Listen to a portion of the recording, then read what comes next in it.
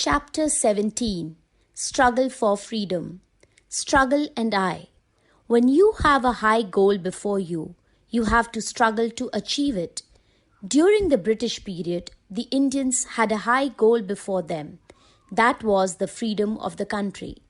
In 1857, they had been crushed badly, but they knew that without struggle, they could not become free. So, once again they made an effort to struggle for freedom from the foreign rule. Rise of nationalism. During the First War of Independence in 1857, the Indians had seen the merciless face of the British. The British had indiscriminately killed people, burnt down villages, and imposed heavy taxes. This type of atrocities awakened the spirit of nationalism in people. Nationalism means love and loyalty for the country. The following factors contributed to the rise of nationalism. 1. The British treated the Indians very badly and discriminated against them in every possible way. 2. The British destroyed Indian trade, crafts and agriculture only to earn as much profit as they could. 3. The British laid the means of transport and communication. This increased contact between Indian people. 4. The British started English education in India so that the Indians could be employed as clerks in their offices. This helped the Indians know about new ideas and revolutions taking place in the world. 5. The Indians were curious to know how a small country like Britain could control a country many times its size. In the ancient times, the rate of literacy was high in India. When the Muslims came to India, they destroyed Indian universities, libraries, and schools. With this, the rate of literacy had gone down pitiably. Many Indians realized India's past glory. They studied the past and analyzed the causes of its being backward, illiterate, and undeveloped. Due to high illiteracy, many social evils had entered the Indian society, like casteism, superstitions, sati, custom, etc. They decided to first root out these evils. They took steps to eradicate these social evils. This period of cultural and social awakening is called Indian Renaissance.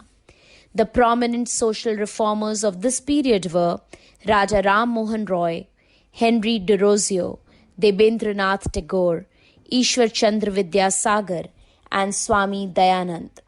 This social awakening resulted into the rise of Indian nationalism. The Indians started newspapers which carried Indian sentiments and views. The important newspapers of this period were the Indian Mirror, Kesari, Hindu, Tribune, etc.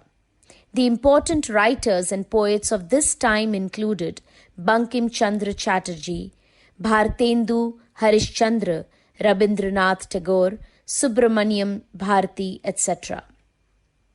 Know it was at the behest of Raja Ram Mohan Roy that the sati custom was abolished. Formation of political organizations. The British government was little interested in the Indians' welfare. The Indians felt that their voice was not being heard by the British government. Thus, the need for an organization was felt which could raise their voice. So, political organizations came to be formed from the middle of the 19th century. In the beginning, some regional organizations were formed. The first national-level organization was founded by Surendranath Banerjee in 1883. It was named the Indian National Conference. Indian National Congress. The British were much surprised when the 1857 uprising had taken place. They did not want any such event to recur. So, they wanted that an Indian organization should be formed by which they could know the Indians' sentiments. In 1885, A.O. Hume, a retired British civil servant, played a role in the formation of the Indian National Congress, popularly called the Congress. In the beginning, the Congress submitted petitions and appeals to draw the attention of the British government towards the problems and difficulties faced by the Indians. The first session of the Congress was held at Bombay, now Mumbai, in December 1885. It was chaired by W.C. Banerjee. It was attended by 72 leaders from all over India. The important leaders to attend the session included Dadabhai Nehruji, Firoz Shah Mehta, M.G. Ranade, Gopal Krishna Gokhale, S. Subramaniam Iyer, etc. The Congress sessions began to be held annually. As the sessions were held at different places, more and more people came to know about this. It became a platform for people to raise their voices. The Congress started to grow in strength. The appeals and petitions submitted by the Congress were completely ignored by the British. They never felt threatened by them. This phase is better known as the moderate phase. Gradually, people felt that the British were not according any importance to the Congress, so some of them became aggressive. With this started the extremist phase. Extremist phase. When the British ignored all demands, people felt that they must demand their rights forcefully. The leaders who thought thus were called extremist leaders. They felt that the government will listen only when it was forced. These leaders had a great faith in self-reliance, self-confidence, and self-respect of the Indian people.